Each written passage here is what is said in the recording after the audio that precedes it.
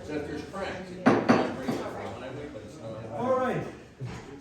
I would like to reconvene the meeting of the Rockaway Borough Land Use Board.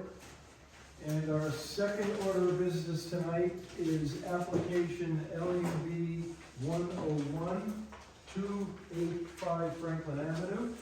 All the members of the board have all received copies of all the documents appropriate to this application. And the members of the board have had the opportunity to visit the property and look at it should they desire. And counsel, I would like to hand it over to you now, sir. Mr. Chairman, my name is Gerald Kelly, my office is Route 10 in Denville. I represent the applicant on this matter. We're only going to have two witnesses that are presented tonight. We're going to have the applicant describe not only what the use is and a little bit about the project, then I will have Mr. Graham as the engineer to then talk about the specifics that the board would necessarily be involved in and want to know about in order to make sure that it complies with what you're looking for, what the town is looking for, and that the overall use of the property can be gained for the applicant and for the benefit of the town. Okay, I'm going to start with.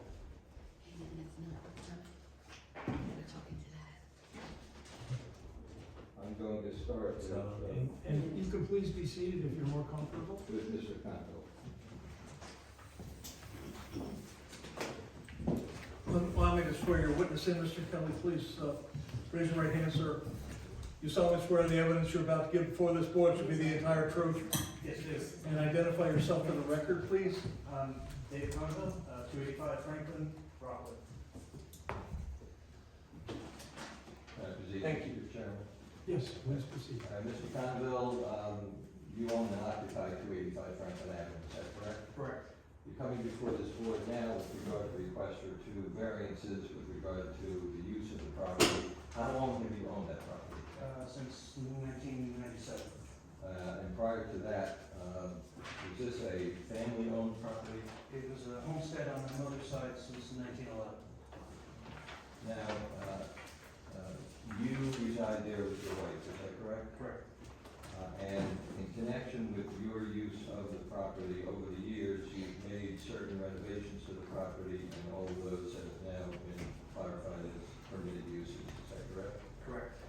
And with regard to the application you're making, there's a very specific reason why you're requesting the approval of the board in connection with that application, is that right? Correct. And what is that? I like to collect and restore generally special interest in antique automobiles. It's been a hobby that's been between my father and I and different uncles and in the family, and it's all coming to me. And with regard to, you use the word hobby, I want to make sure that the board understands this.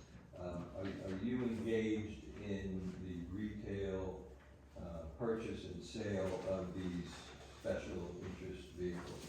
No, I tend to keep them for long periods of time. Hence the garage. And do you have certain vehicles on the property right now, is that right? Correct. And how many vehicles are there? Special interest? Special interest. There's 5. And when you say special interest, just not with each and every one of them, give the board an idea as to what you mean by those antique special interest vehicles. I have 2 1930 Model A coupes that are disassembled and undergoing restoration. I have a 1929 Model A Woody wagon that you may or may not have seen around town during the summer. And then there are 2 Corvettes that my wife and I share. And is it your intent to sell those vehicles in the future? No. Have you been engaged in just the purchase and sale of vehicles Only the purchase. and purchase of the ones that you now have? Yes. With regard to housing those vehicles, can you describe to the board what you would intend to use with the construction of this garage on the premises? It would be basically a climate-controlled, lit, clean storage facility. So I can work on some separate from the ones that are done. When you take 1 or 2 apart, there's a lot of grinding, welding that you don't want to do next to one that's complete or new. do you have, like, on the premises, a shop that you use, or an area of the premises that you use as a shop so you can perform this activity?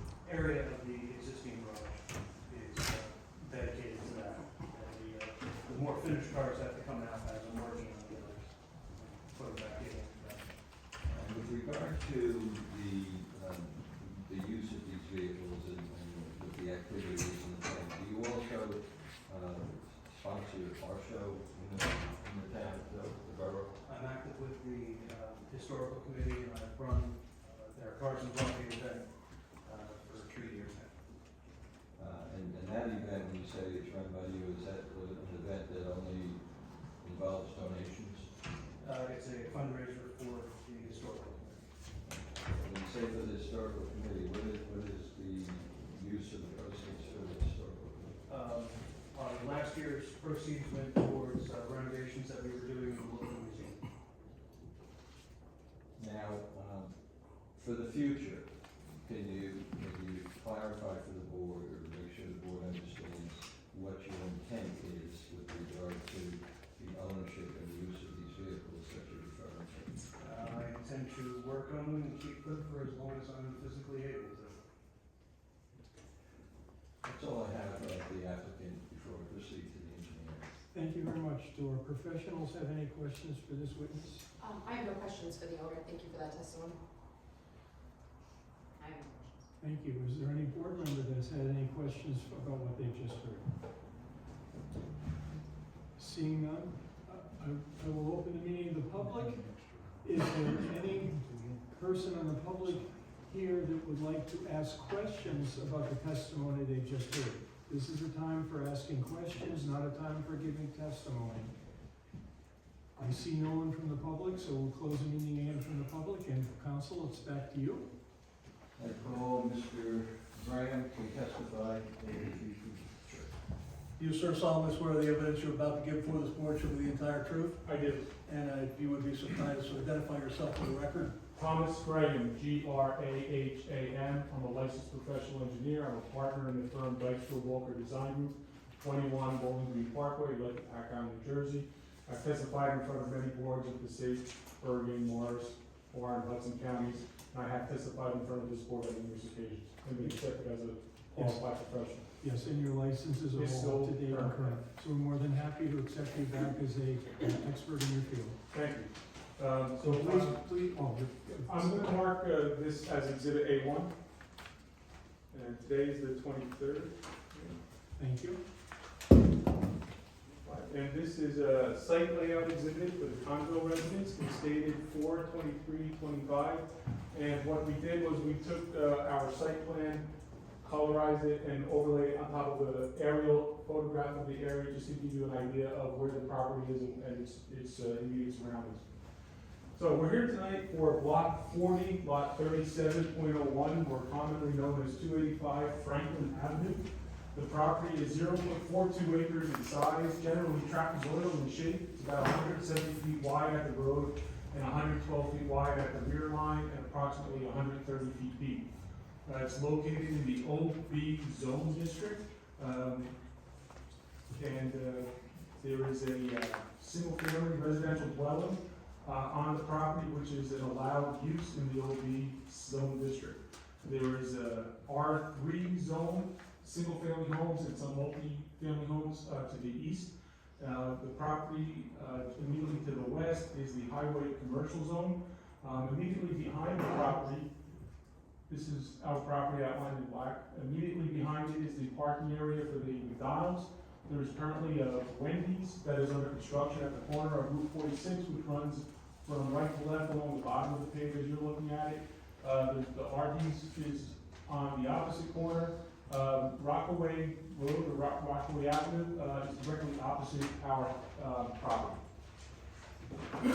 Excuse me.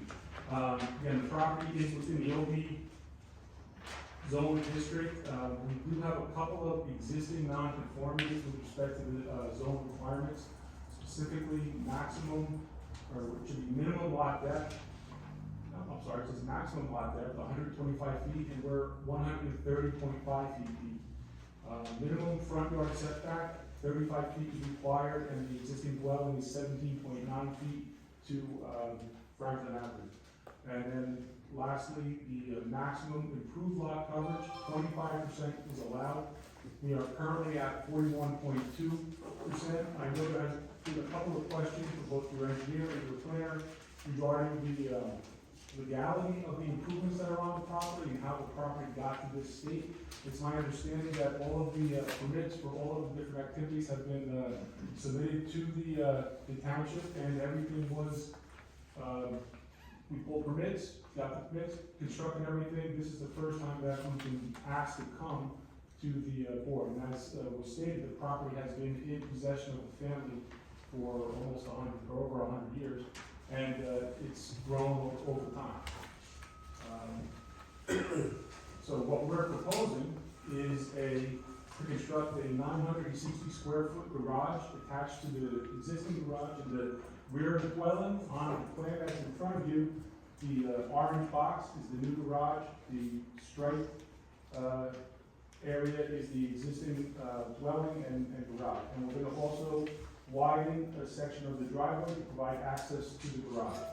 Currently, there are a total of 5 garage spaces on the property, and we're gonna add up to, I guess you can fit up to 4 cars in that new building, so that would bring the total garage spaces on the property up to 9.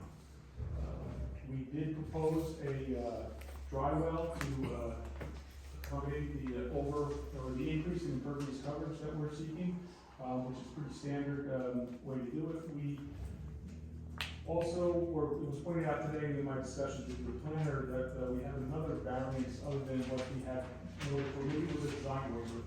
The maximum width of the driveway is only allowed to be 10 feet in the front yard and 20 feet in the rear and side yards. Our existing driveway stand when it comes off the road is at 20 feet, so that violates the 10-foot maximum. And then in the rear of the building, it's up to 30 feet off the building. So it's greater than 10 feet in the front yard and greater than 20 feet in the rear and side yards. This project does create 2 other variances, rather 1 additional variance, and we intensify another variance. Our rear yard setback, 35 feet is required. The proposed garage will only be 16.5 feet from the rear line, but right up against the rear line is the parking area for the McDonald's. This would not have any negative impact on any other residences or even people that utilize the McDonald's. There is a fence which screens the 2 properties, and there's some existing vegetation on our side of the fence between the proposed garage and the parking lot. The other variance that we make a little bit worse is the impervious coverage. Again, 25% is allowed. Currently, we're at 41.2%, and we are proposing to be 47.4%. We did accommodate this increase in impervious coverage and the additional stormwater that would be generated for the project, again, by utilizing the dry well. This project is not a major stormwater management project by any stretch. It does not even trigger a soil erosion sediment control application because the area of disturbance is less than 5,000 square feet. So it's a pretty unique property. It's a residential home. It's a really very nice residential property. Anyone that's seen it, I think, would agree that they take care of their property. And that's what he's trying to do again with this project, is take care of his other properties, those antique cars that he talked about. And no one in the immediately surrounding area will be aggrieved in any way by this application. You will not see the garage from the roadway. It is behind the building, so when this project is completed, the property will appear and function exactly the same way it does today. Again, it's we're a little bit late for the zone we're in, but it's still a compact lot. It's not a very big lot, and when you don't have very big properties, that makes any overage in impervious coverage seem much worse, right? If this was a 1-acre lot and we were at these same numbers, it wouldn't be, we wouldn't be having this discussion. But again, it's because of the existing configuration of the property, the shape of the property. The property has gotten smaller over time because the road has been widened over time, so right away has been taken away from what was initially the size of the property. So Again, I think this is a good property, it will have no negative impact, on the surrounding properties, and I think I've described the entire project. If I didn't answer the question or anybody has a question, I'll do my best to try to answer it now. Thank you. Professionals, any questions? Yeah, I have a couple questions. Thank you for the testimony. Let me just get my list out really quick. The dry well, so what was that size for, and which is only the new addition of the house I did check being that. directed toward the dry well? Just a Yeah. little bit more information on how exactly that's gonna Yeah, so function. the proposed addition is 960 square feet, the Mhm. dry well was sized for 960 square feet Okay. and 3 inches of runoff, I think. So we sized it only for the new addition. Where does the rest of the house drain to? It drains the dry well discharge, I'm not sorry, the roof leader discharge at grade, and it runs across the property either to the existing collection system in the highway or towards the Wendy's. It does not go towards McDonald's, that property is a little bit higher than we are. So everything probably goes out to Franklin Avenue. And there's no proposed changes in any of that, so No. the existing house will maintain the way it is, the new addition will have all of its stormwater directed toward the dry well That's system. correct, yep. If this application is approved, would the applicant be amenable to including in their deed for the property a note and a caveat that a dry well exists on the property and that maintenance is required? Yeah. The testimony is that I think that the owner wants to remain at this property for a very long time, but eventually it may not be in his hands or somebody in his family's hands, so we like to put that in there to protect future owners and to protect the borough and to make sure that the dry well system does, And the dry well is a system, like any other system, it does need to be maintained. We can put some appropriate notes on the plan that speak to the operation and maintenance of the dry well. Excellent. That's acceptable. Great. There are a couple of small retaining walls shown on the plans. One is in very close proximity to the new garage addition. Will there be any modifications proposed to this wall, any change in the heights of it? I believe from what I've seen that this is not a very tall wall. No. Nothing that exceeds 4 feet in height, so building permits aren't gonna come into play on this wall, but can you comment on those existing walls and any changes Those proposed? rock walls are there, we're not proposing any modifications. We can construct the addition without disturbing the walls. Excellent, okay. How far is the nearest residential house? We talked about the Wendy's, we talked about the McDonald's, but to the, Right if across you're the looking at street. the front of the house, to the right is a residential property. There is a residential, structure, immediately to the right, and then it's the Salomon, concrete facility.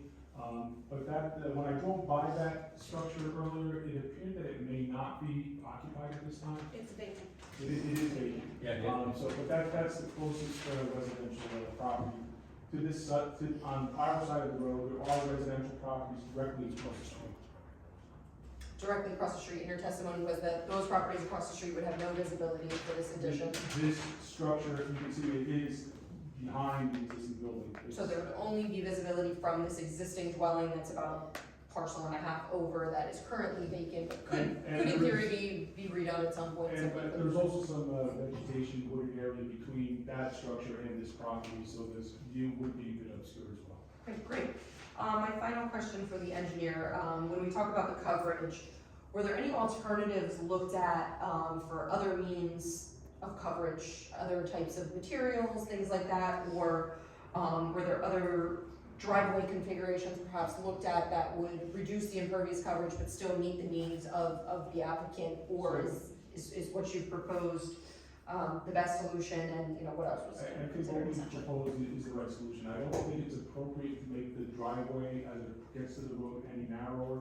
Franklin Avenue is a relatively busy road, and it's better to have a little bit more room to swing in or to be able to maybe turn around and pull out onto the roadway.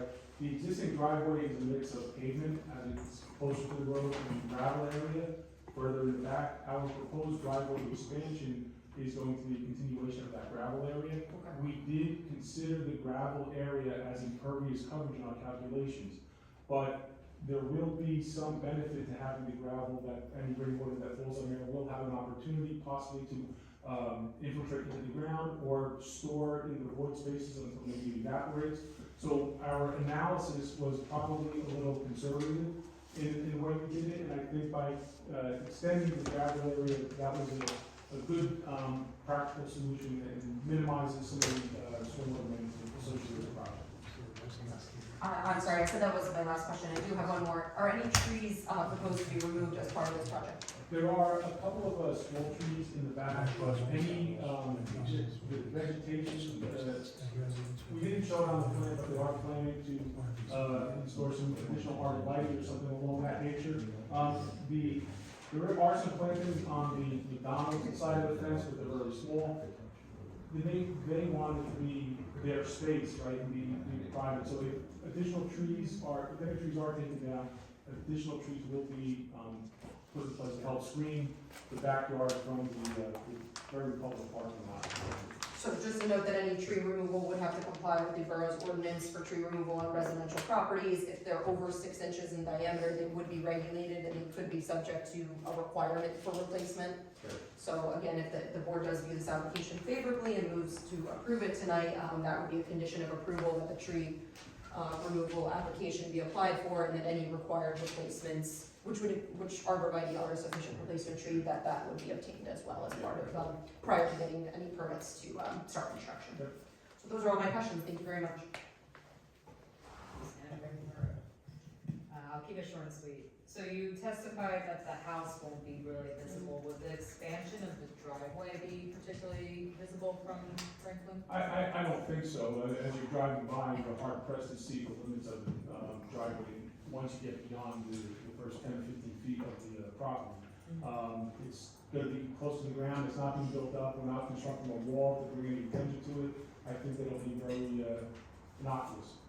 I have to ask these because there's variance with the width, so I wanted to hear the visibility factor on that. I don't know if I heard it in the testimony, so I apologize if I missed this, but there is a variance in our residential property standards. Garages can't exceed 3 motor vehicles. Yeah, And I know you guys talked a lot about hobby, but Yeah, I just, hobby. for the C variance, can you just, Currently, he has Explain how up to there's no 5 negative impact garage to that. spaces for places where you can store cars or work on them. This proposed addition could hold up to 4 cars if you really squeeze them in, so in theory, we're going from 5 to possibly 9, where only 3 is allowed. But again, it's to keep his property undercover, and not out, to keep his property neat as well. There will be no vehicles strewn all about the property. and the garage is not front facing, this is, No, I think the intent of the ordinance is to not have like a million garage doors that we have to look at. You cannot, there are 2 garage doors in the very front part of the house. The balance of the garage doors, you cannot see them. I drove up and down the street 3 times today trying to look at it, and you can't Okay, see. so it's designed where the garage Right, the doors are. garage doors You are wouldn't really hidden, know that they're. and the proposed addition again is hidden by the existing garage. Okay. I just wanted to make sure our coverage, our base, our variances are covered. And, just on the record, the addition will be the same, like, material? Yes, it's gonna be consistent with the We're existing not gonna garage. have different additions, I think that's pretty limited application.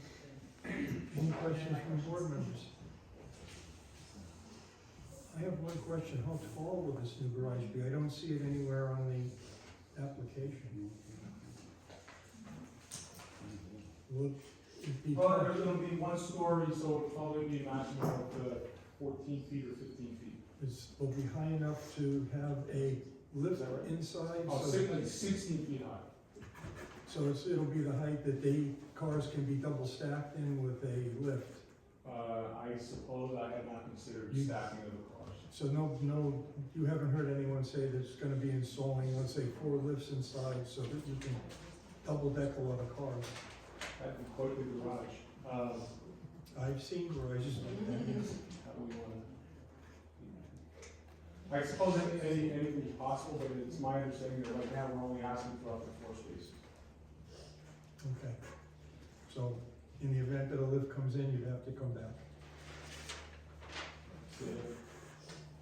Why would that matter? Any other questions from the board members? Seeing none, it's back to you, council. That's all the applicant has to provide. so that's your case. That's it. Okay, is there, I missed before, is there any member of the public that would like to question the testimony they just heard? Or is there any member of the public that feels they can give testimony to help inform the board of something we may not hear, know of, or understand? Seeing none, once again, we close the meeting to the public, and now we need a motion from the board to continue. Motion to approve. I'll second. Okay, is there any discussion? I'd like to propose a couple conditions. First, that no businesses, auto kind of businesses may be operated on the property. That the tree removal, just to confirm what Samantha said, that tree removal and replacement will comply with whatever the borough regulations call for. And that a deed restriction be placed for the stormwater management and maintenance of the stormwater management off of the new building. And I think it needs to be affirmed that only 4 additional cars will be allowed, and if provision is made for more, it needs to come back. That's not important to me, so maybe the board wants to discuss that. Yep. That's fine. So you That's have, fine, you want. What is it? Maximum of 4 cars. Maximum, yeah.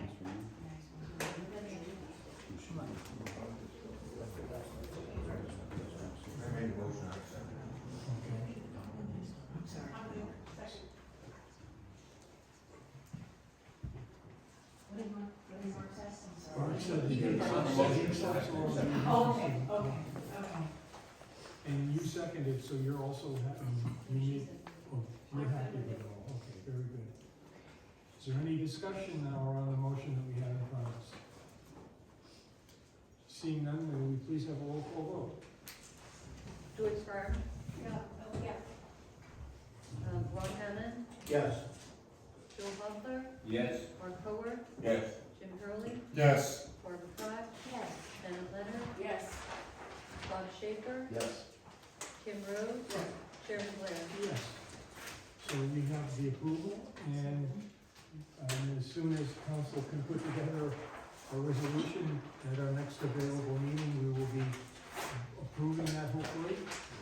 And we thank you all for coming before us. Thank you. Chair. Okay, thank you very much. Thank you. Okay, our next order of business is LUB 104, which is 11 Wall Street.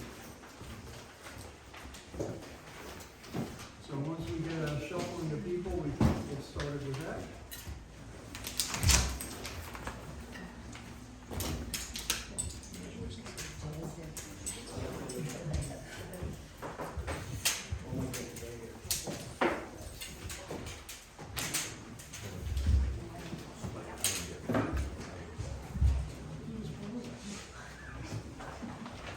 Okay, thank you very much, council.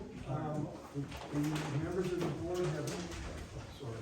Thank you very much, Counselor. The members of the board have had the opportunity, have received copies of all of the available documents for this application, and we've all had the opportunity to visit and look at the property that's there, and I will now hand it over to you, sir. All right, thank you, Chairman. Good evening, Board. Jim Burke, I'm representing the applicant. We do have an issue.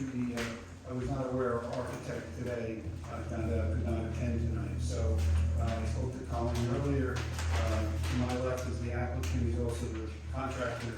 So I thought we could make this time useful by getting through as much as we could, and then leave it to the board as far as whether you want to carry it or not to another meeting. But at least we can get through a good part of this, because I think Mr. Americonda, he knows the property quite well since he's a contractor. And I think the board has seen the projects he's done in town, and they have the benefit of knowing the kind of product he makes. So with your consent, we'll proceed this way. Yes, so thank you very much. That's acceptable to the board. We see everybody nodding their heads, so that's good. Thank you very much. All right, the first thing, we should swear the Excuse me one witness. second, let me swear them in. Yes. Raise your right hand, please.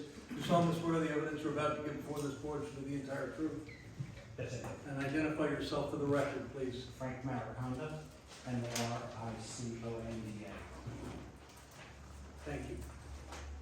All right, so I thought we'd take maybe 3 steps. The first would be to show the graphic of what the building would look like from the exterior. You have a chart there. The second step, we'll walk through the plans, and then third, your planner, Golda, has produced a 6 or 7 page memo, and we'll walk through those comments and concerns. So currently, 11 Wall Street sits at about 59, 56 square feet. Everybody knows the building, it's the karate center, basically. on the corner. This is something, excuse me, that we do not have. That's correct. So we'll mark that. Did you give it the traditional? I'll mark that as, these are photographs A1. you've taken, or? These are renderings produced by the architect. What, it's an quote as-built afterwards? Yeah. And how many other? There's 4 here. Four photographs of the after, construction look of the exterior. Okay, so I'm gonna mark that as exhibit 1. Thank you. Just easy. All right, so if you just walk through that a little bit These more. two appear actually on the plans as well, they're just drawn up here. So as we talked about, it sits currently just under 6,000 square feet. I'm proposing to put on a 4,684 square foot second story, as well as what's considered a loft space, which would be a 3,740 square foot second part of this. Along with that, I am proposing to put a 773 square foot outdoor airspace for the tenants.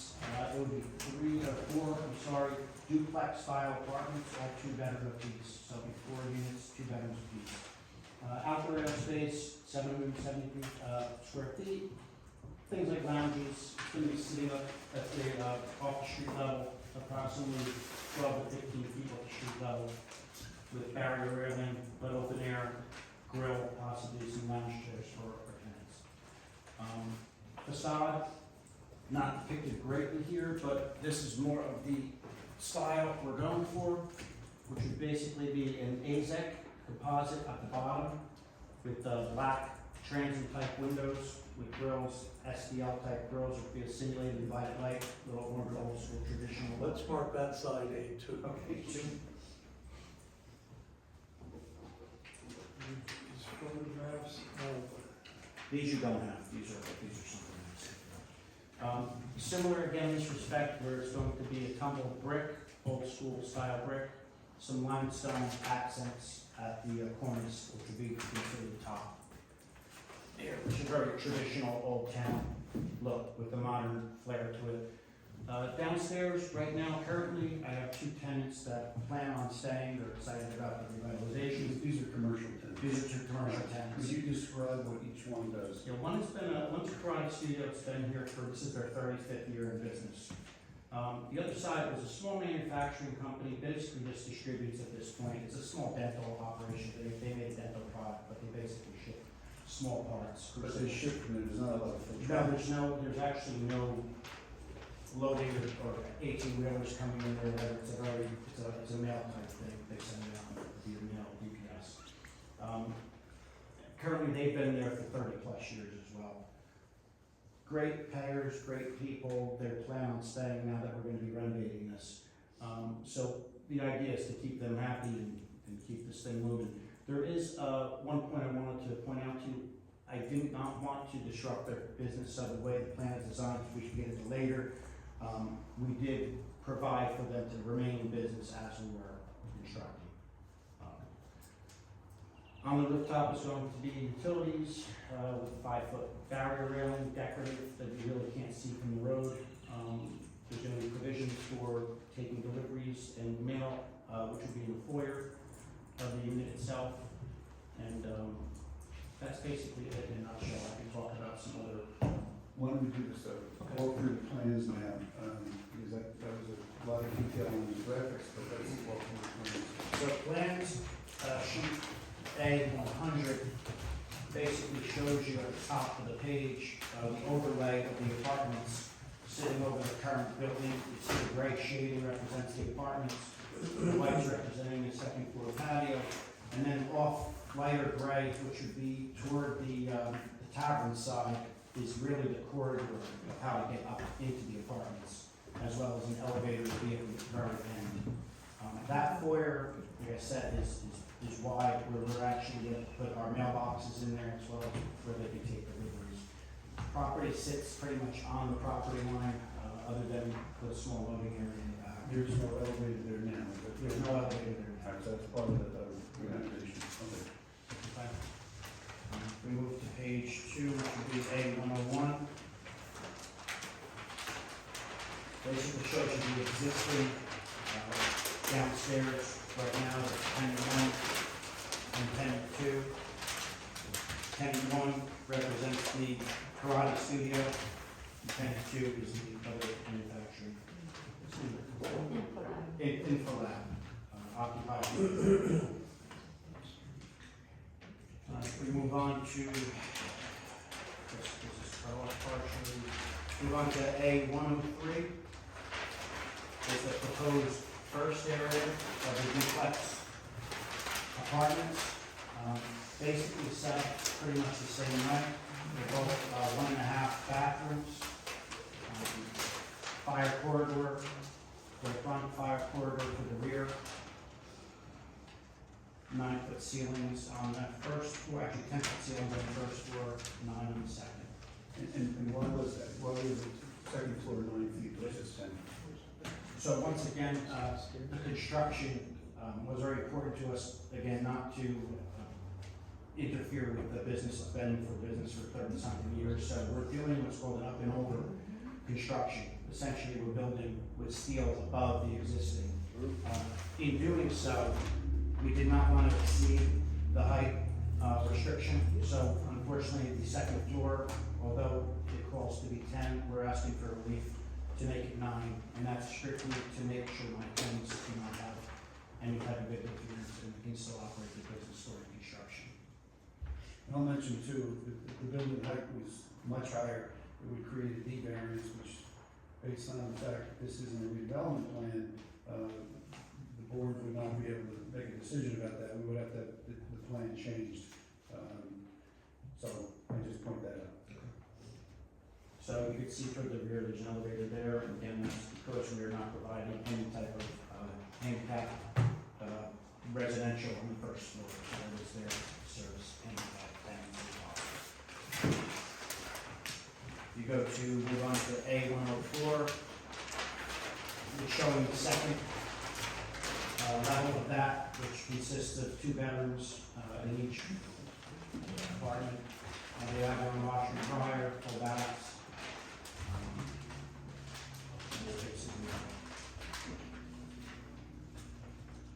And we can move on again. A105, more structural drawing showing the current structural columns that are existing and proposed in the structure at the basement level. A series of columns that has to be done in basically unfinished basement. Again, not wanting to interfere with business. So that's all in detail. You move on to A201. Shows you the south elevation on top. You can get an idea of the scale, get an idea of what it would look like on Main Street and Wall Street. It's going to be a staple for the town to see this as you enter.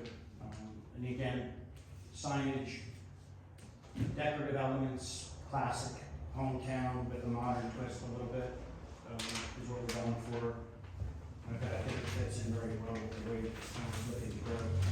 As far as signage goes, we proposed some signage that's on there, and I know there was a question about that.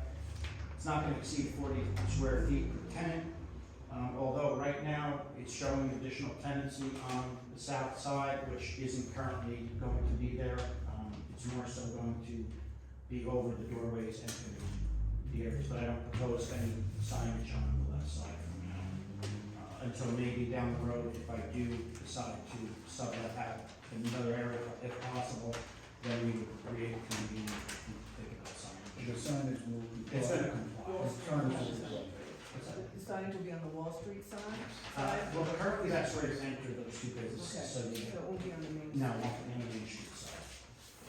So So as you see at the back of the building, you can see that outside area there, which would be a nice view down on Main Street. East elevation is to the bottom, which is the current side over by the tavern. I can address one other thing that came up about the transparency. If you want to lay it there. We'll walk through the plan. Alright, so if you move to A202, you see the west elevation and the north elevation. Currently, west elevation is considered the back of the building. You can see there that there's a couple double doors that actually access the tenant right now. That's where they do take their boxes out and put them into their truck, whatever it's a van carrier to UPS, but again, no box trucks or anything through there. With the north elevation, again, this is part of the, I'll show you the access to the roof. Basic, again, nothing really to speak of here, same finishes. We go on to A301. Again, some structural elements, you see the side cutout of how the building's proposed to be constructed. If you look down at the very bottom of wall section labeled 7, at the very bottom you can see the continuous rimboard comment. You can see there's an I-joist there, which is actually your steel member, and you can see the existing framing from the roof to remain. That is actually the ceiling of the tenant. So we are currently proposing to build an up and over floor system, not interfere with their ceiling down there. So we move on to the A502. Again, some of the requirements addresses lighting, the type of foot candle we're proposing, the type of exterior lighting, again, decorative classic type lighting. It is calling for a bicycle rack, which is noted on the plan, the location, and it does give you a foot candle description to the top left of what's proposed. Last page, A901, is the rendering I presented to you early on with A before, with the 3 pictures down the bottom, and then on top what's proposed. All right, so what I'd like to do now is, I'm looking at the report topology in, and I think we've covered certain sections already, but let's look at one minimal 4 deviation, and you have touched upon that with the minimum transparency level. Could you walk through that, explain why certain requirements are not met there? So for which report, engineers or planners? This is the planner's report, Gold Inspired prepared this, and I'm looking at section 4, What, okay, which is yeah, page 4, section 4, page 4. The notes here that the transparency levels are not met, the minimum levels are not met on certain sides of the building, and the applicant will explain why. So in some areas we are meeting, some areas we are exceeding what is currently there. The main reason that it's a little bit skewed is because of the elevation facing the tavern. That's because of how close in proximity it is to the tavern. That wall is going to be constructed as fire code wall for safety. We're minimizing the windows over there. We don't need them for egress. They actually appear on the hallway side of the fire corridor. So we thought from a design standpoint, staring directly at the tavern and also the close proximity for putting barrier wall up, it was best not to have windows, which wouldn't even be shared for tenants. It would be more in the corridor going up the stairs. All right, so primarily a safety. It's a safety issue. Yeah. It's a barrier wall. But in other parts of the building, it met or exceeded. Other parts we do meet or exceed certain areas, but it's a vast improvement on what's currently there if you look at what the current conditions are. All right, so that's number 1. Number 2 would be floor-to-floor height. You touched upon that before, and I mentioned something as well to the board. There's a requirement of 10 feet for the upper floors, and you're proposing 9 feet. So would you describe that? So the 1 foot makes all the difference in not exceeding the height restriction, which I think is 40 feet over there, I believe. do want to stay below. I'm just double check that.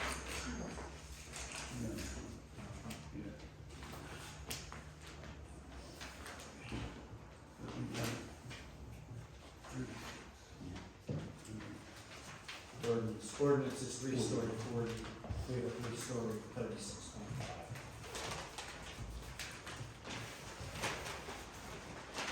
So we're staying down, we didn't want towering either coming down, so it counts. All right, and then lastly, let's talk about the off-street parking. And I think there's two ways of looking at this. One is to calculate the number of spots you would need for the addition, which is 4. And the other way would say, well, you know, we're looking at the whole building, and in that case, you would need close to 20. The ordinance, as I read it, isn't really clear whether you would encompass the old and the new, or just the new. So the applicant, I'll leave it to the board whether you see this as a variance, but the applicant for the residential has required 4 spaces, and his proposal is to double that and acquire 8 spaces with the town, and hopefully that will satisfy the residential needs and maybe some extra parking for the commercial if needed. I didn't hear, you said 8 spaces? 8 spaces, yeah. 8 spaces are available now on site? No, they're not. We have no spaces on site.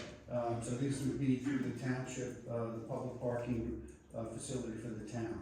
Did you approach them for that yet? I did, as I see it, and I might be wrong, but what I read online was that each spot would be $150 annually as a fee, and the applicant would pay that, and that would be part of his residential lease, and he'd work that out with the tenants, but probably, but he would pay for it. It would be a credit for rents, you know, against the rent. And I say it because I believe the applicant can't get the 8 spots on his own. The way I read it, you have to go in with fill out a form, and there's Get a permit. you're right, but it's particular to a license, I think, a license Correct. plate. Right, so you can't just go in and get 8 spots. I think, so as tenants go into the building, what we would propose is that the tenant would go in and get the spot, and then would receive a $150 credit on the lease payment to the landlord. Do I understand you to say, and I apologize, but Yeah. you will enter into a contractual arrangement with Rockaway Borough for permanent use of 8 parking spaces? No. They can't, I'm sorry? they can't. Well, they can try, but I don't know if they could get there.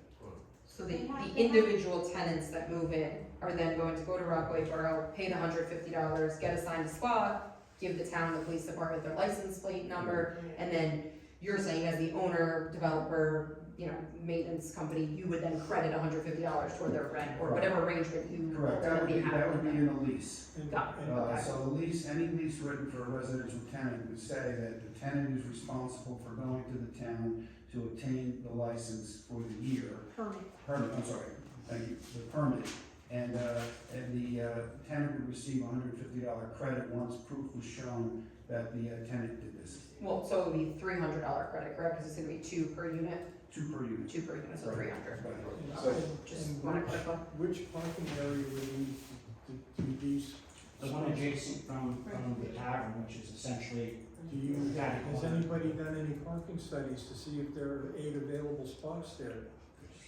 I tried to make some calls to find that out, I couldn't get an answer, so to answer your question, I don't know. I think on a regular basis, there's Because 100 spaces. it's quite regularly, there are 0 available Yes. spots in that lot. Well, the permitted spots are only limited, I don't know that. And they're quite frequently full now.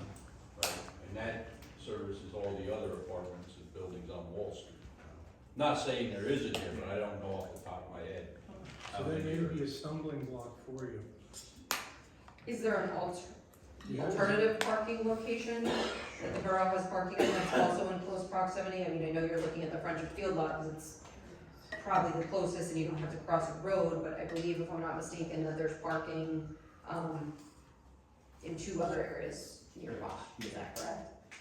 Also, I mean, across the street, I know it's privately owned, I think by Richie's Music over there, that's a huge lot that's, I did approach him, and if I had to. But, you know, we're looking for some type of agreement for rental. So I would think for the board, would the testimony be that you would go to Rockaway Borough as the first option?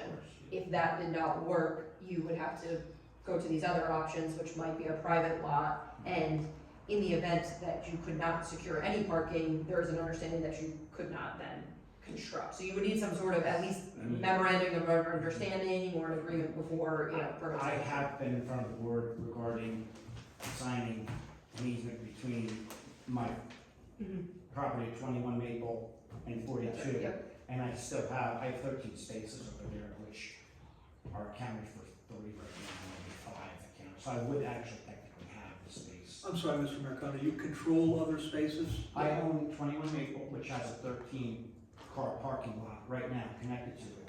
But when I was before the board before, I'm putting 2 apartments in at 42, which are now going to take over 2 more spaces. So I have 5 spaces that will be accounted for, but I have currently 13 available.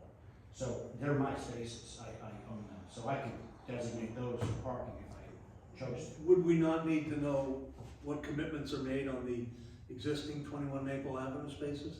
I have 3 apartments, there's 3 spaces. 3 spaces are committed to 3 apartments there. 3 3. at 21 Maple. Yeah. And is that consistent with the 21 Maple approval? I know that was an application. I actually got approved for one of my construction vehicles there, but I would be pulling it out. So I think the overall sentiment here is that you would need some sort of arrangement, we would need documentation of it, it would need to comply with any other prior approvals for 21 Maple or your other properties, and all of that would need to be squared away before building permits were obtained. I mean, is that a fair categorization that you would seek to obtain that and get all that documentation before that we got to that phase? Yeah. It sounds like there's multiple options as far as borough lots, your own private property, and maybe leasing from some other private entities as well. So, it sounds like you have a lot of options, it's just unclear exactly where they might land. Leave it at that. And if I can make a note for the board, so this is a redevelopment plan, and so in this redevelopment plan, it contemplates this kind of scenario a little bit more than your traditional zoning ever would. And on page 24, 25, what it says is that in sub-district 1, which is this site, we can permit off-site parking agreements to satisfy a portion of the parking obligation. That the off-site parking agreement shall be subject to a redevelopment agreement. I know you have your RDA, I'm not sure if there was actually any language about that, so I don't know if there's anything with that at this point, but the access point to the off-site parking space must be located within 400 feet of direct line measurement to the site. I.e., would you say both of those locations are probably within 400 feet? So, I feel confident, but I don't have a measurement, but it seems. Were they both in the 200 feet notice list? Cause that can. That answers the question. they were, yes. If they were in 200 feet, then they were within 400 feet, so it's good news. So I think like a condition of approval would be this off-site parking agreement, and if something happens where we just don't get one, then this site plan is just not the site plan presented, you have to come back to the board and we would have to relook at this. Understood. I'm curious, what happens in the basement of this building now? Right now, the tenant, which is the manufacturer, The dental he one? currently rents that as part of his other. So he's storing materials under there. He's a workshop down there. Or workshop. Yeah, it's not really. So there's It's not, big, but it's not much. so no possibility of putting parking under your building? No, I don't think so. I have a question for Golda about the parking. I'm confused about the parking. So, let's just say we approve this construction. He goes to town and Maple Avenue, which I personally think is too far, but if it's within 400 feet, I guess that's the rule. And that other little parking area by the dam, I don't know the name of that. No, the lower one, right? Oh, the lower From one. the nursery school, there's about a dozen spaces, I don't know the name of that parking. Is the lower lot avenue? I won't say it doesn't, but I'm just Say guessing, I don't know. lot 3. I don't know. Where the dam is. Yeah.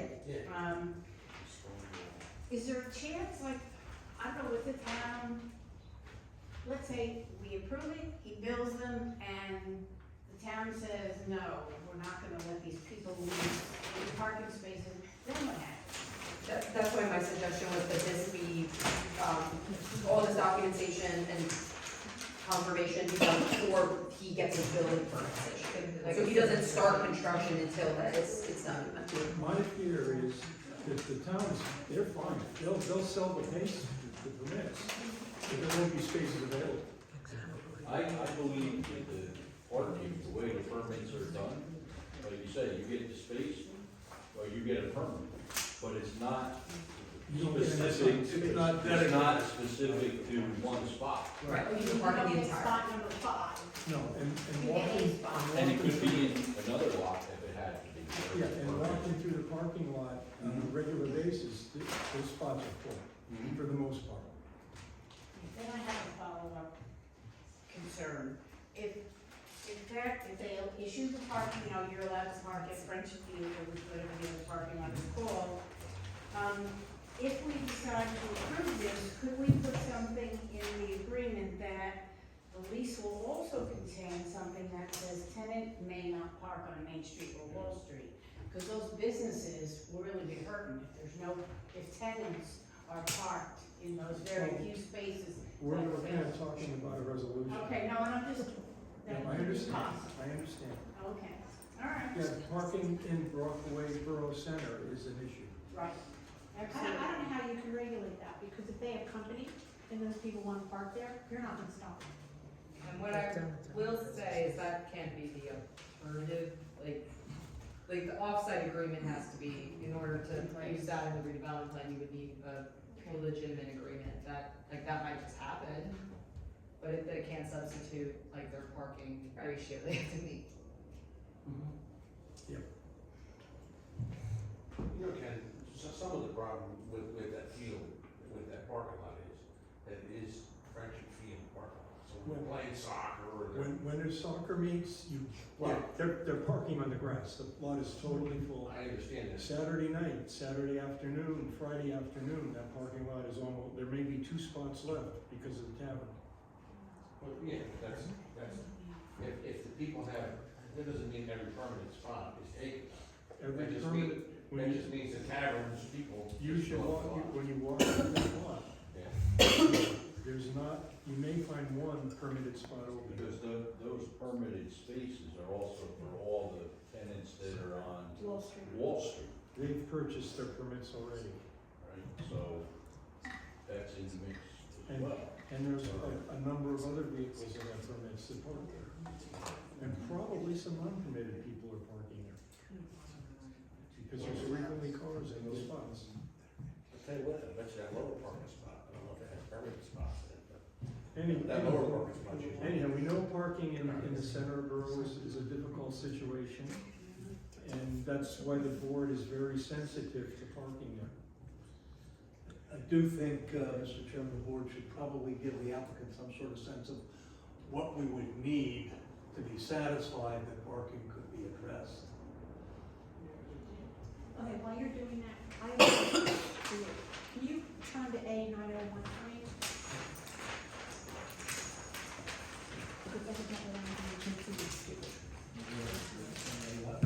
Last one, A901, 901.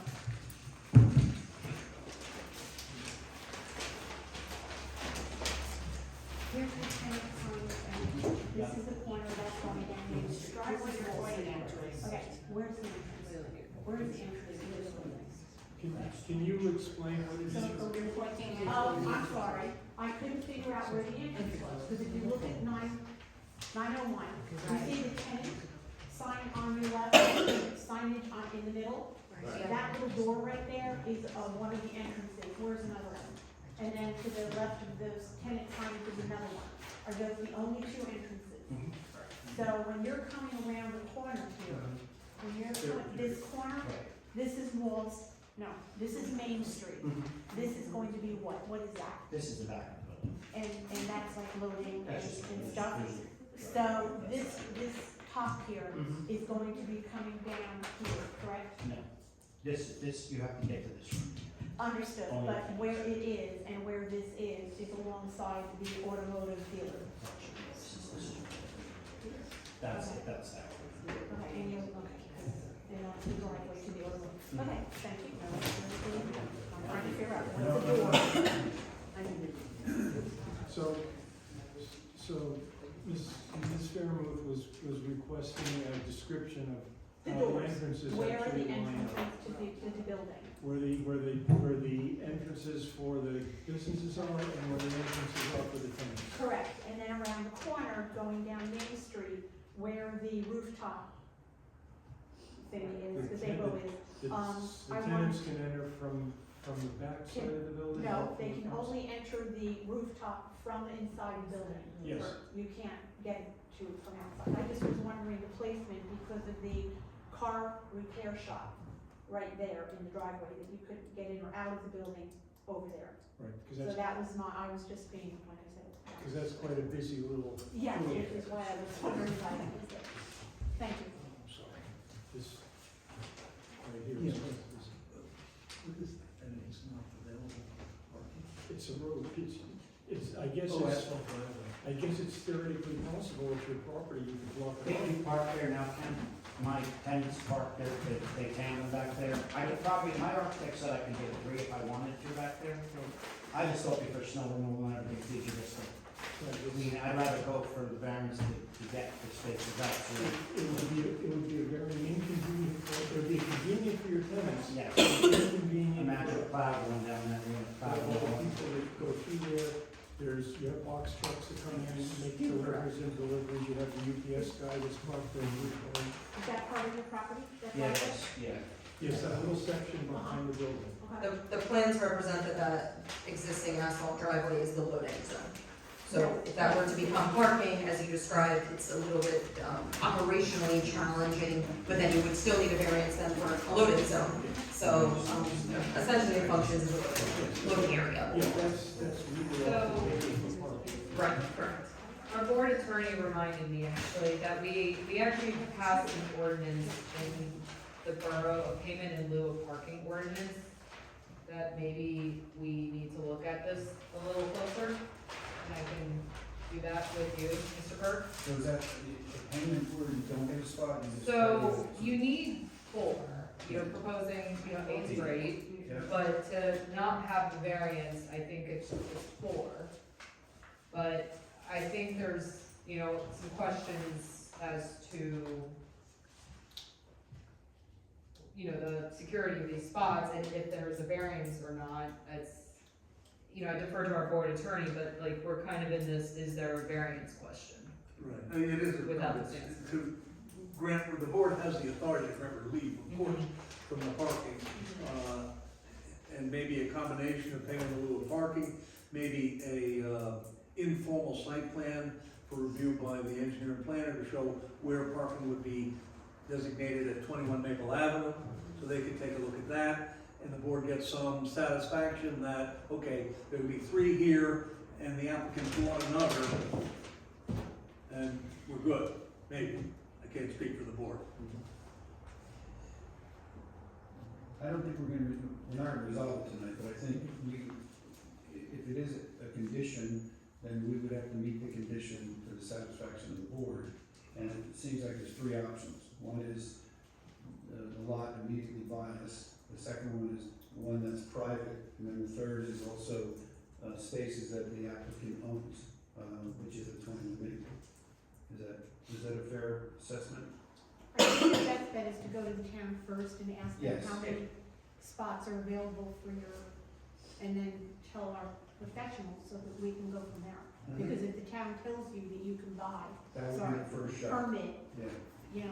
to 8 spaces or only 4, then we need to move on to 4 more where they're gonna be. Right. The first option would be to go to the Go to town. the town. Right. Second option would be private, and the third option would be maybe a combination with spots that I could the take applicant it for controls. this, they're allocating, I can go for it by me if they want it. I can just tell the tenants, we have 4, 1 for your tenant. If you want to park, somebody, you could park in my lot. And you don't have to get a permit for that. And if there's 2 drivers, and one will get the spot, the town, But if the board approves this, Yes. we have to show 8 spots. We should 4 spots. That's incorrect, you only need to show 4. We only So need, he's proposing that he wants 8, but you're only required Right, I 4. don't have to- So I believe what Mr. Maraconda is saying is that if he could secure 4 from the town, he could just have an informal agreement to tell his tenants if they have a second car, they can park at his own property. And the borough does not need to be involved with that, because that would be a private agreement between his own property and his own, renters. So it's only the 4 that we need to be secured, so I think that probably helps, with the options as well, only looking at securing 4 rather than 8, that's a much, smaller number, so. all right, so if we can move on, there were planning comments, and looking at page 6, and I think the applicant can address many of those. The first comment would be, and I think you have addressed it, that the commercial users are there and looks like they're gonna stay. That's the ground floor uses. That's the other report. That's there we go. Page 6.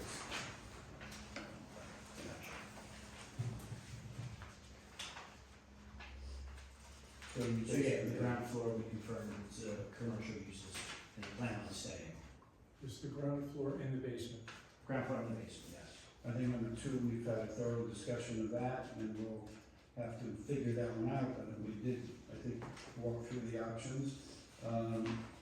Number 3, the rear of the site is currently used for operational purposes such as loading trash.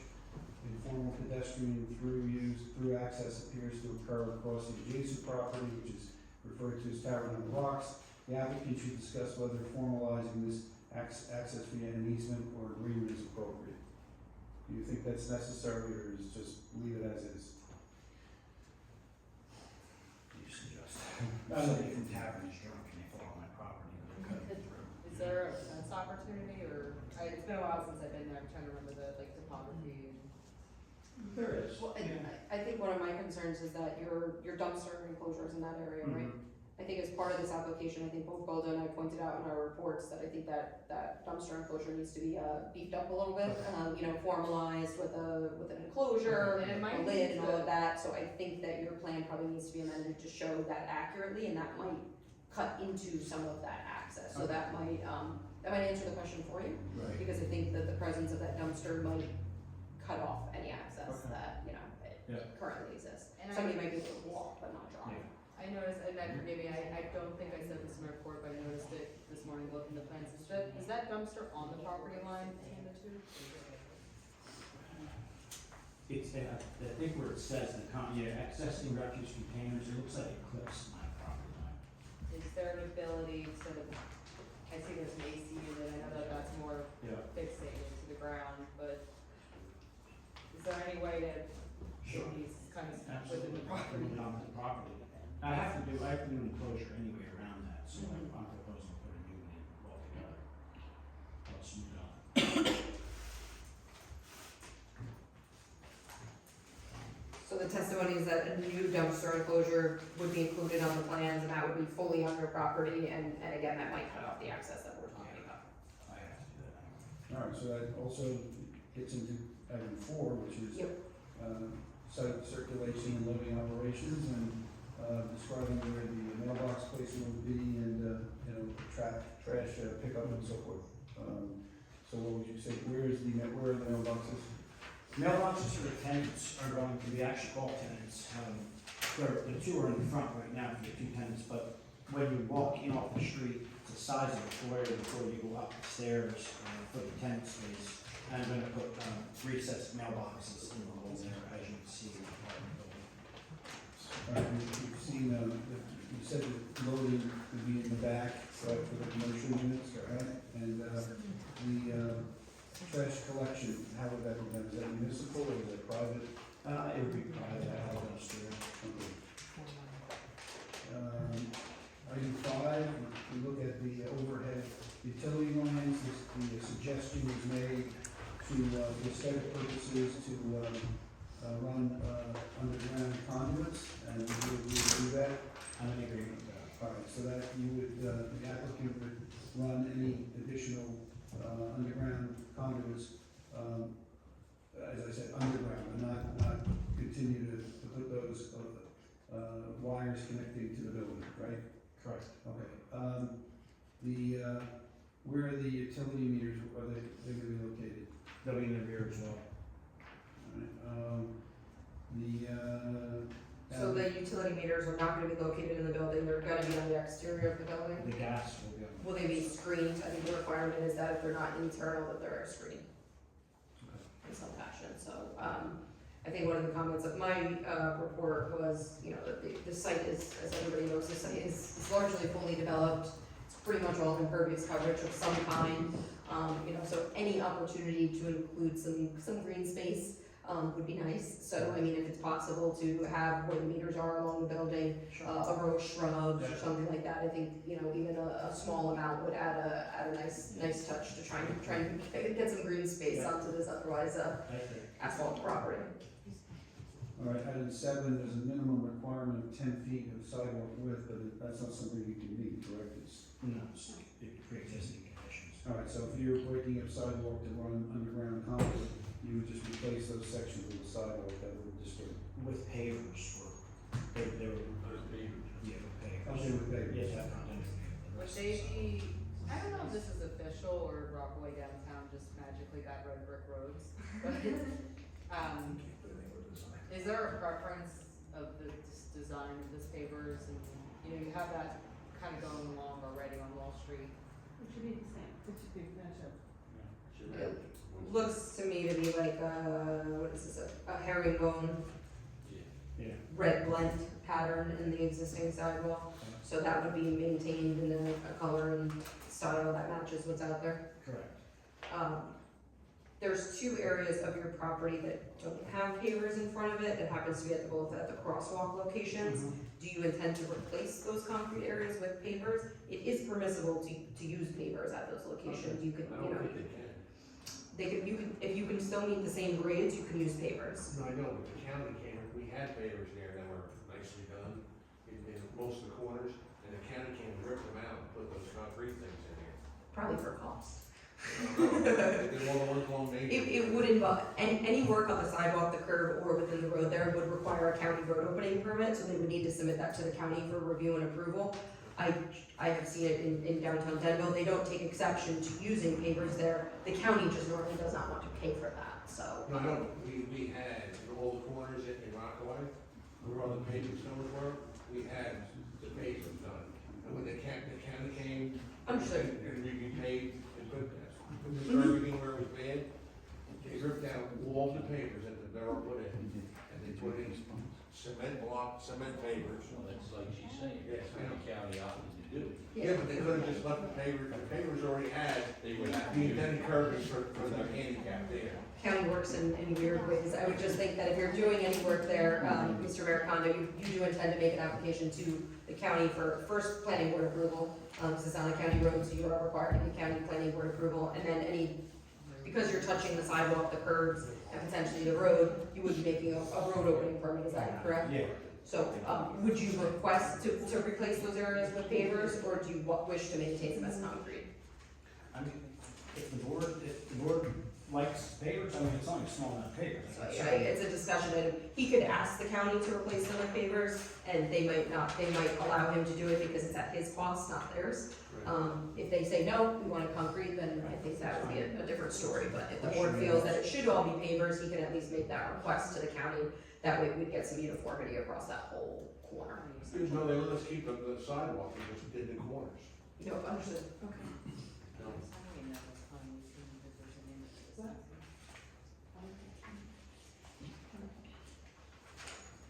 Did you wanna go through some more of the comments in the next section, or are we Yeah, gonna hold those for your architect? No, we could, I think the applicant can address some of those.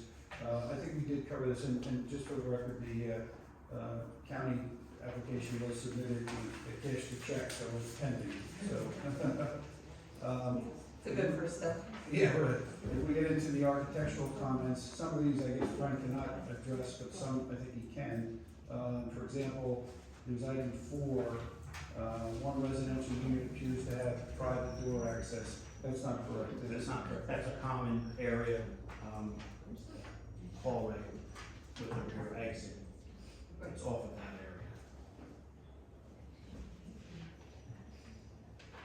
Okay, and you have no objection to limiting the times of, and you can put that in the residential leases, and also maybe a sign on the deck. You can't use the deck between 12 a.m. and 6 a.m. Can I just, the noise ordinance is 10. That's actually what we were talking about. So Yeah, the that's- redevelopment plan says this, and if there's an inconsistency with the noise ordinance, The noise ordinance is 10, that might 10 just be p.m. a thing in the redevelopment plan that oversaw that. So So what it's are you gonna allowed do? in the redevelopment plan, but the board can opine about the hours and maybe. No, we can the talk about applicant's that. fine with keeping it 10 to 6. And I will take note of this and maybe come back to council that if we amend this plan, we probably should make that consistent with your noise ordinance if it is It inconsistent. should be consistent. 10 p.m. It, noise, 10 Noted. p.m. is the noise ordinance. Joyce, we can't hear you. The noise ordinance is 10. Oh, I switched up. Can you hear me now? Okay, 10 p.m. Okay, I think, I mean, he could address these other questions, you may wanna have the architect do that, but, yeah, I mean, Frank knows it as well as he does. It's your choice, we can do that, or, Maybe that would be best. I do have a question regarding the flow of people on sheet 2A-101.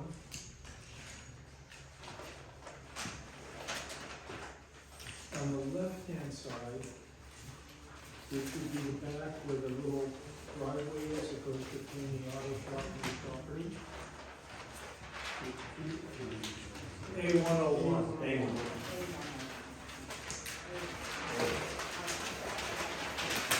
You showed at the top, which would be closest to the tavern building, you show an entry one with an elevator and a stairway that goes up. Yeah. And then there is a down stairway, to get to that entry one, and then there's another entrance that goes into tenant two. On the other side of the drawing, towards Wall Street, you have, it's not labeled, but there is a door just above the label C, which if you kind of follow it in, I guess it's for tenant one, but, oh yeah, there's a door then that goes to tenant one. And then a little bit further, closer to the tavern, there is an entry two, which looks like it's how existing business gets to their property, to their section.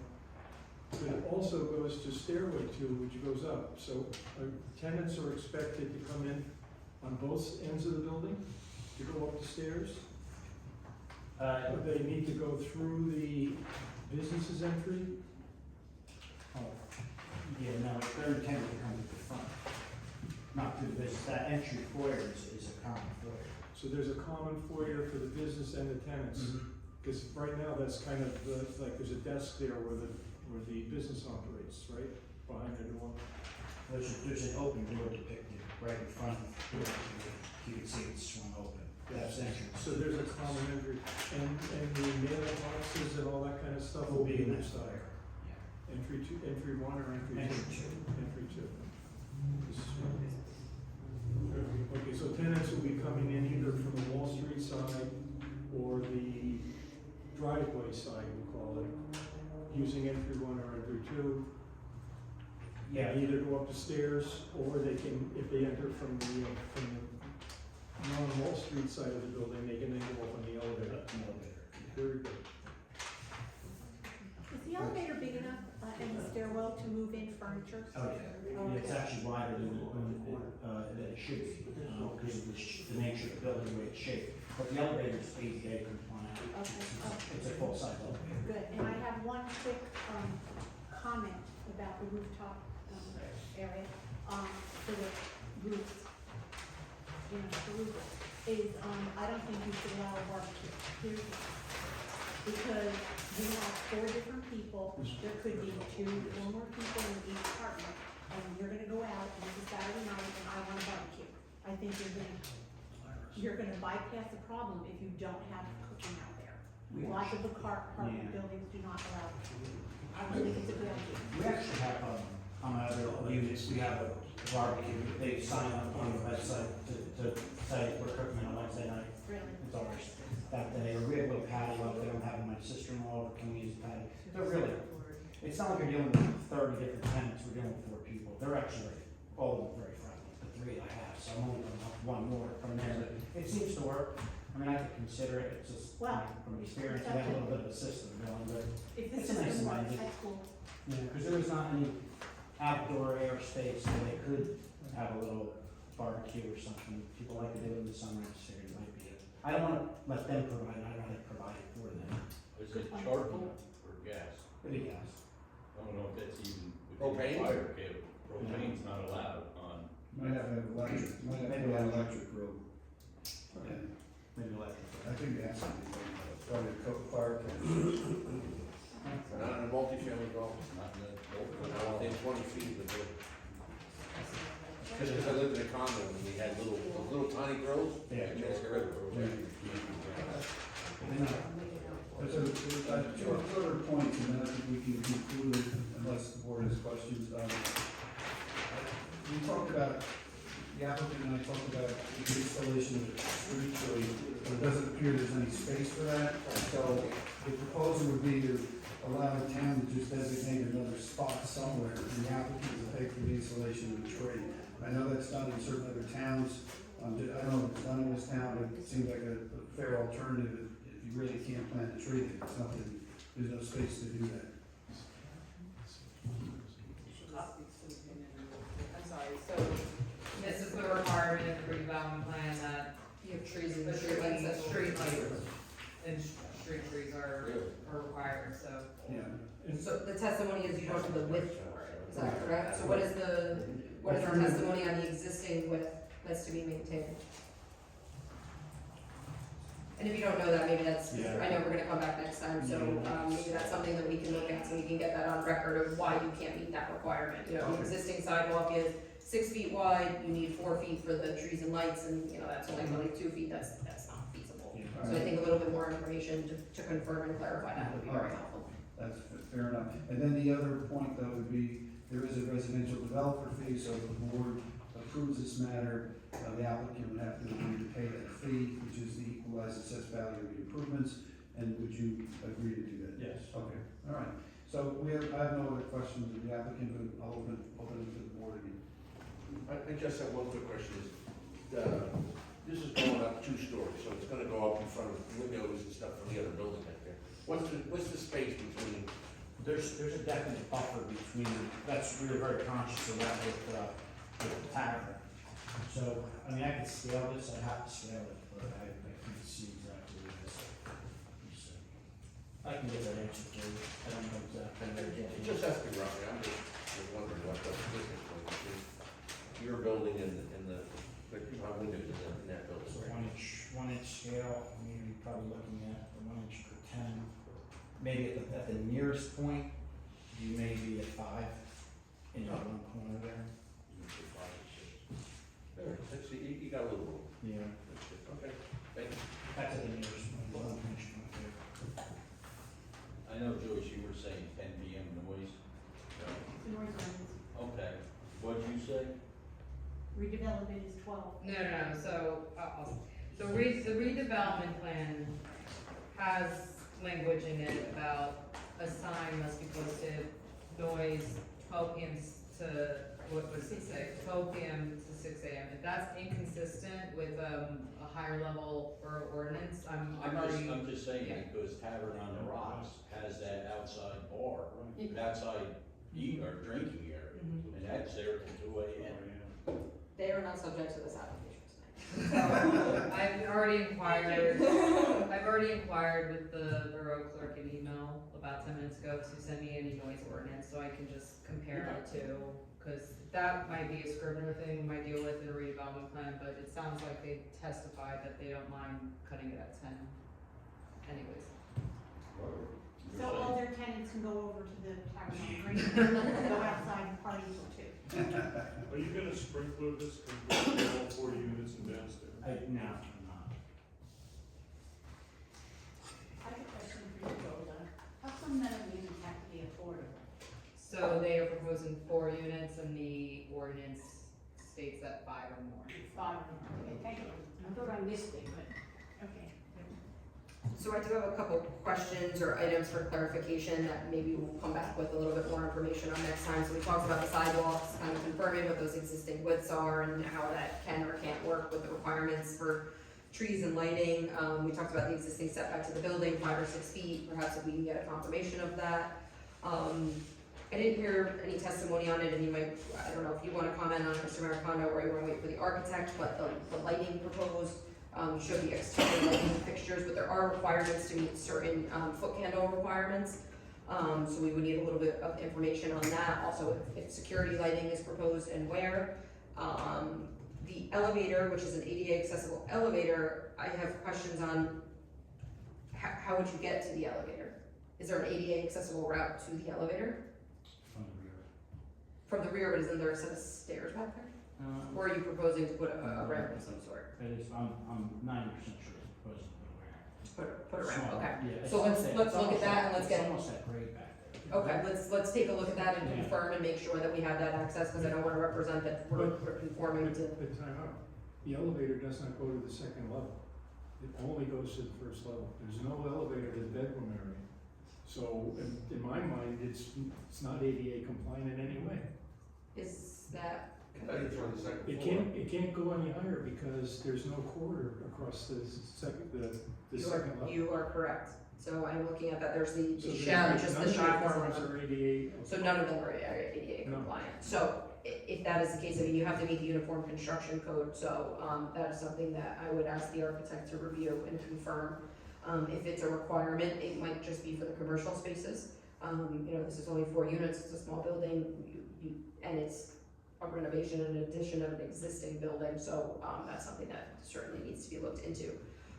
The alternative would be that it can be put to the second floor, but only facing directly into one unit, making that one unit ADA accessible. Or I have one unit with bedroom on the first floor. Or something to that nature, so that's something that we need to look at, because I don't believe all of them will need to be, but we might need to get one. A unit on the first floor? He's saying if he has that, not on the first floor, on the first apartment level. It's actually the second level, but. Second level, not the first, correct, not the first. So, that's a really good clarification and something that we should look at next time. We talked about the dumpster enclosure, I'd like to see that, you know, shown on the plans and the location proposed when we come back, I think that would be very helpful. Let's see, I think we talked about most of my comments here.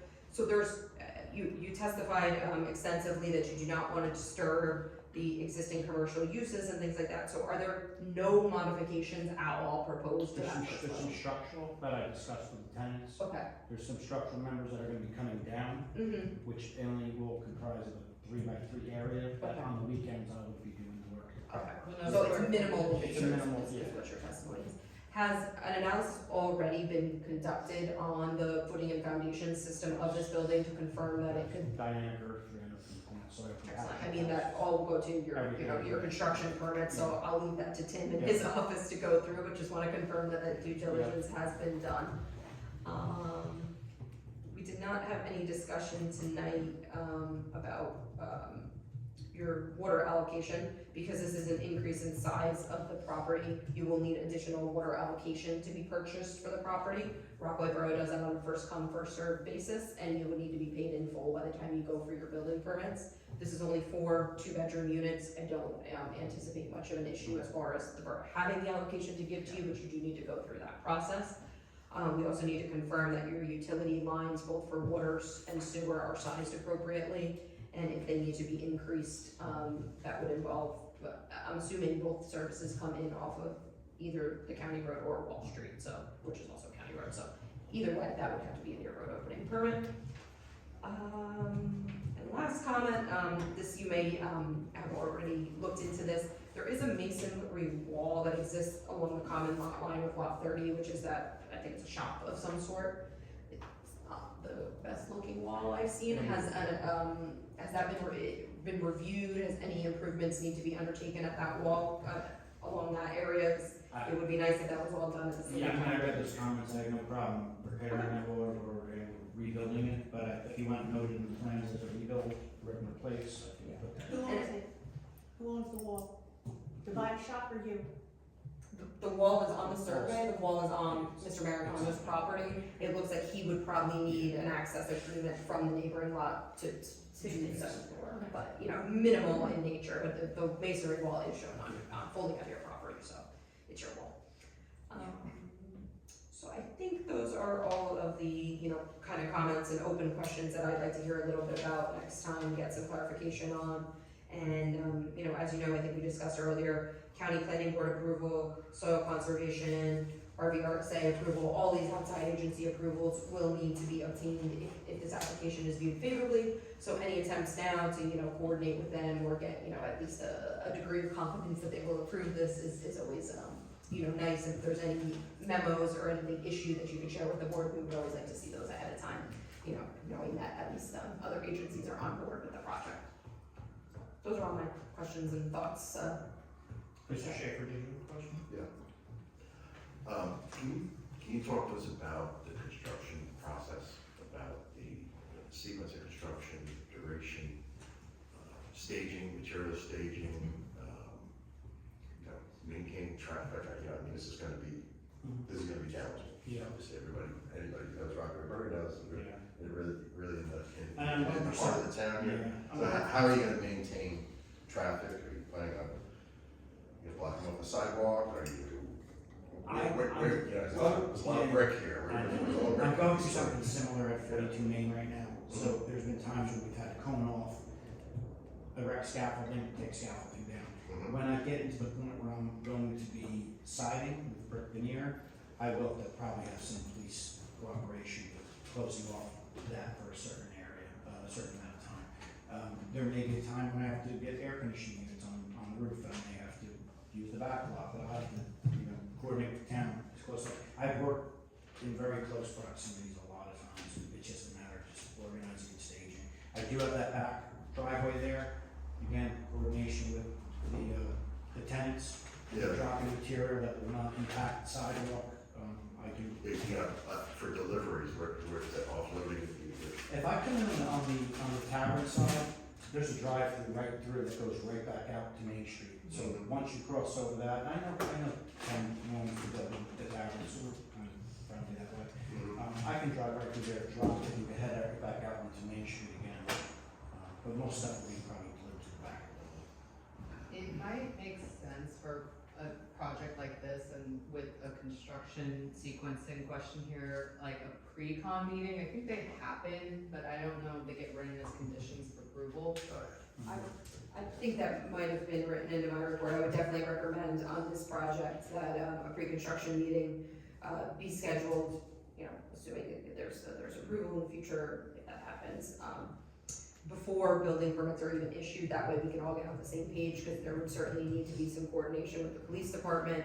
I think there would be, it would be very beneficial to limit some of the timing of some of the deliveries and things like that, so of course we don't impact the morning rush hour or the evening rush hour, that we kind of try to do this during the off-peak hours, which kind of seem to be very limited these days.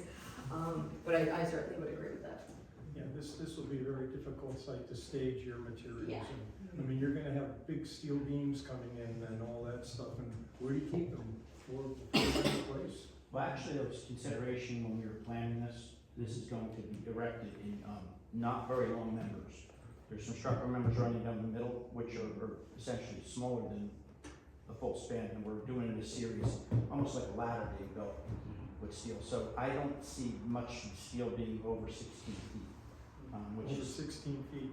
How much does a 16-foot? well, not anything for a crane. It's not being picked up by humans. No. And what do you think You the need duration of the equipment, you project need to is gonna be? stage them somewhere. Just an idea. You know, obviously, it's a loaded question. You have winters, and some winters are worse than others. It's gonna roll into winter, obviously. But I'm hoping 9 to 10 months. 9 to 10 Be months. done, yeah. So the karate, both tenants are staying, They are. where they're staying put indefinitely. They've signed leases with me when I purchased it. Because you're improving the facade and stuff, and just gonna leave it. I thought, no, they're getting new windows and everything. We've talked about areas of time when they're gonna be a little bit impacted, but I'm sorry. But I did, I did let them know that if need be, I can build temporary walls inside, sheetrock, and if I have to, we could just work from the outside in. They're excited about it. How long are their leases? They have 3-year leases. 3 years. Yeah, actually, they have 2 years left on their leases. Okay.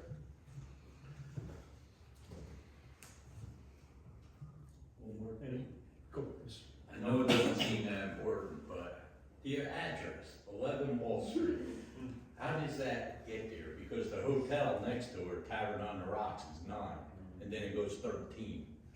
So do you think we could get that straightened out, where we're doing all this, so it goes somewhat numerical order? No, just screw up the mail. you have to deal with the United States Post Office. Right. Correct. I know it's I know Rockaway. that for a fact. Yeah, which is, And they're not overly quick to wanna change anybody's address. well, it's gonna be a new looking building, maybe Yeah. we've gotta Maybe it should be figure more it out. So what is it, 11, 9, 13? Okay. Doesn't make sense, but Yeah. hey, it's Rockaway, you know? Anywho, is there any member from the public that would like to ask questions about what they've just heard tonight? This is the time for asking questions. Yes, ma'am, we need your name, please. Katie Clark, 66 West Park Street. Hello. I've got a few random questions here. You said on one of them, I can go to that, where one of the apartments doesn't have private access to the balcony. So it looks like in all the pictures that they do, but you said there's a corridor. Yeah. When you But then, wouldn't that corridor run through the first apartment? No, there's out, when you're staring at the front of the building on Wall Street, essentially, there's an awkward shape to the building. That whole shape is a corridor that goes directly. Once you get up to the first floor, that goes, travels right to the back, which is. So all 4 units will have access Yes. to the. All 4 units. Okay, can I just show you, it's, I'll say, A103, so it's the second floor plan. You're talking here, right? That's the balcony? Is that Why don't you it? show it on the plan and check it out?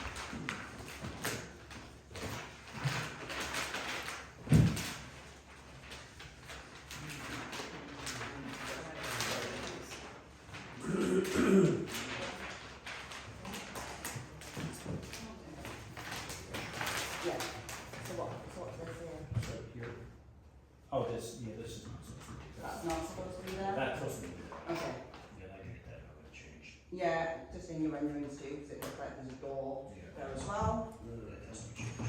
Yeah, 'cause there's only that one place. So here's the corridor, and then this way. Yeah, when you said it, I think on the testimony, it sounded like there'd be a corridor running through. No, the no, middle. no, Okay, it's actually, thank you. my bad. Um, Make sure I get this noted.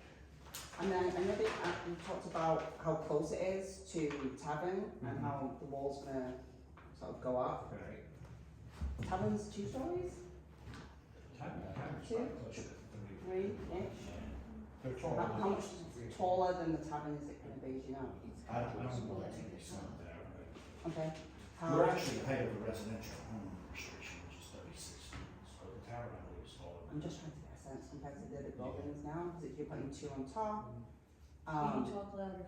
Oh, yes, I can talk quite loud.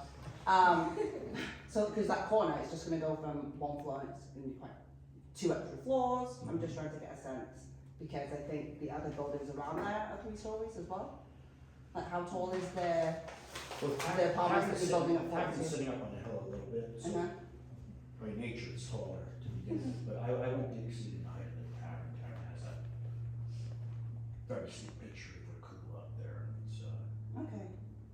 Doesn't really show that in the renderings though, either. It looks a Yeah, lot we taller. didn't really do the adjacent properties.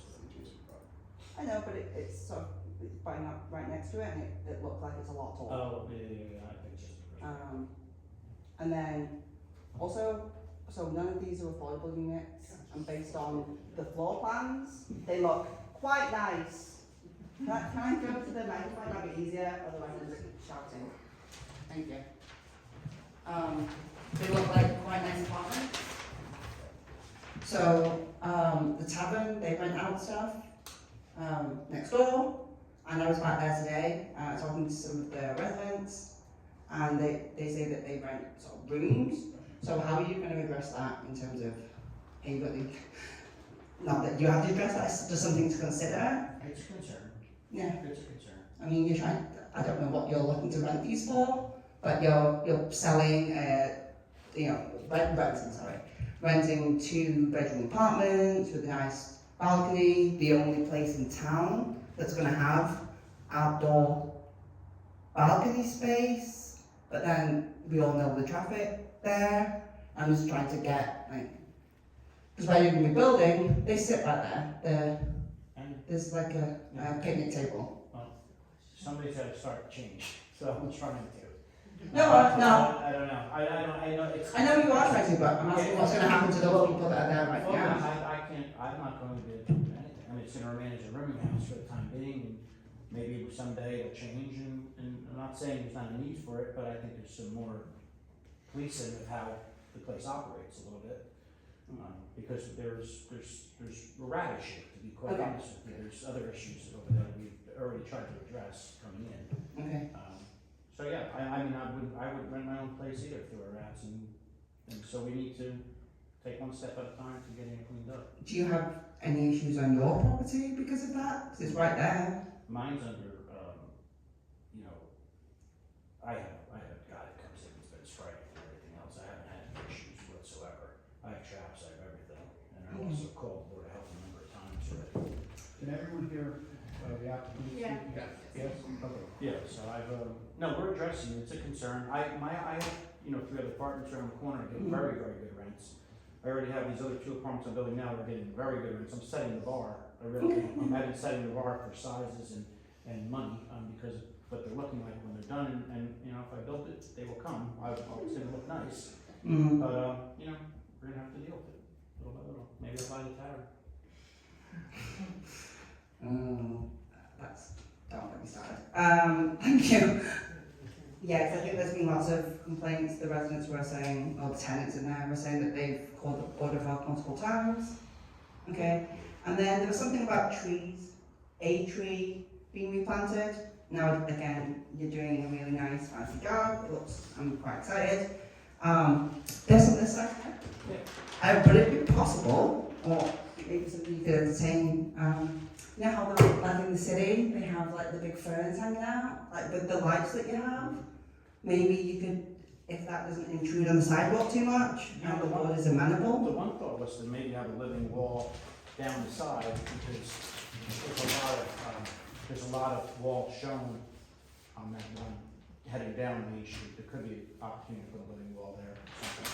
Which facade are you suggesting? On the Main Street side, going down, because it does, the elevation grows, so there's a chance to put a living wall on that wall, which would be only impacting 10 inches, but it could be a high. That's an interesting suggestion. It definitely goes, I think, with the theme of the. Well, it would be nice to be 2-part, take away some of the brick facade. Right, yeah. So it breaks it up a little bit, so that's a good suggestion.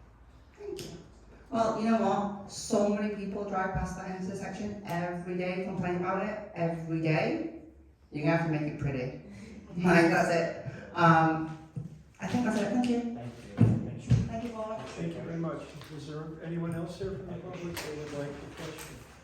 Can we close the meeting from the public? Any other questions from our professionals? No follow-ups, thank you. Thank you. Any other questions from the board? Thing, I don't know if it was said, but, if you can put the loading striping on the plan, because there's loading dimension requirement.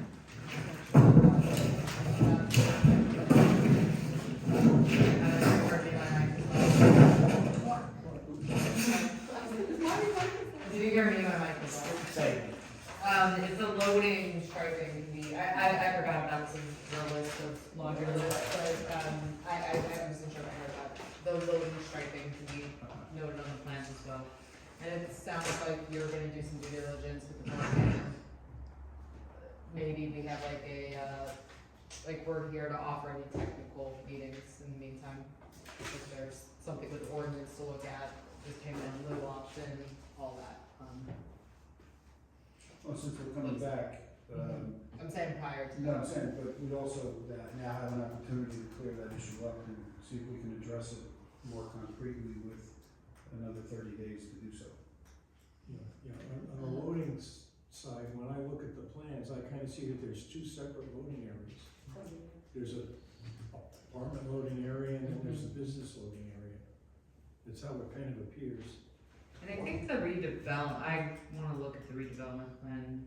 I think we just require one here. One's got a double door though, so. It looks more like a furniture one. Anywho, anything else from the board? Council, do you have anything else for tonight? No, I don't, Chairman. Okay, then I think we will have a continuation of this application. Motion to carry to, May 6th. May what? 6th. May the 6th. Is that too soon? Is that acceptable for you? Yes, yes it is. Yes it is, and we'll agree to extend the time for the board to make a decision through June 1st. Thank you, we don't even have to ask the question. Thank you very much. So then we will carry this until our May 6th meeting. yes. And thank you for coming, and thank you for your presentation so far tonight. All right. Thank you. Thank you all. Okay. Now, we do have yes, now we have one other piece of business. You may or may not have looked in your email to read a letter that was sent to us. No, we need to set a date for this. Regarding the property on 295 Route 46. It has to do with a fitness center, and we need to set a date for a hearing regarding this. We can't discuss anything about it tonight, we need to set a date for it. So, do we have any open? We have nothing available until June 25th. So it has to be June 25th. What day of the week is that? Wednesday, they can't do it. Our second meetings are all on Wednesdays? Yeah, I mean, it would be July 3rd. Do you have a time limit? No, 120 days from the appeal, so we're good. July 3rd. I'm involved in this terrific hearing on a mosque in Parsippany that meets on, and that board meets on Wednesdays. Yeah, and a couple other people can't meet on Wednesdays, based on conflict with the minute. So then we'll do that, What will I about the set it for 23rd? July? Yeah. For July Yes, so 3rd? the matter, I think you have discussed. Yes. Okay, so can you please put that on the calendar for July 3rd? Yes, okay. I'll notify the applicant or colleague, and I will do so. But I just had a concern to make sure that the reverse party, the party against whom the appeal has been taken, has notice of this. I didn't provide it. It's not, oh, Well, the applicant certified that I'll confirm with them, they certified they did notify the existing fitness center, the one whose approval they're appealing. Yeah, applicant 1 and applicant 2. For applicant 1 and applicant 2, they said they sent it to both of them. Well, I'm talking about the owner of the fitness center who would be adversely affected if the board granted the appeal. In other words, I can't discuss in any great detail, but the gist of it is Mr. Braden issued a continued certificate of occupancy for a fitness center at 295 Route 46. Another fitness center a third of a mile away objected to that for a variety of reasons, which I went over briefly in my memo to the board. And I want to make sure, in the interest of due process, that the party who received the permit that's objected to is aware that this is going on. his business is at risk. His business is at risk. Correct. He needs to know that. Yes. No, so But it's not we're our filming. responsibility Should I to check this? notify them, is it? No, the statute's silent on that, but I, just in the interest of justice, would like him to be aware of it. We need to affirm through them, the objectors council, that they have actually notified the. I think they have, but I will confirm that. Okay, No, all right. great, thank you. Yes. So are you saying there's another meeting on July 3rd? What day of the week is that? Thursday. Thursday. I can't attend. Yeah, I was like, Me neither, that's horrible. What happened to June 23rd? I have a problem. Oh, He's a problem, and Yep. Samantha has a problem. No, June I'm fine, it's May 28th that I'm not here. So May 28th, what is it that I'm presenting two things. I'm sorry, it's July first. July 1? July 1. What day of the week is that? What day of the week? What Tuesday, Tuesday? that's a Tuesday. Okay, cool. July first. So July first, that becomes a more acceptable date, July first? July first. So you'll notify them then at July first, thank you very much. Alright, I was gonna say I can Yes. be very quick on my two matters. if we're- So that just makes it is there any more business that needs to come before the board? No. Seeing none, the meeting is adjourned, and thank you all for coming. I'm so sorry I was late. This is my third night meeting this week, and I just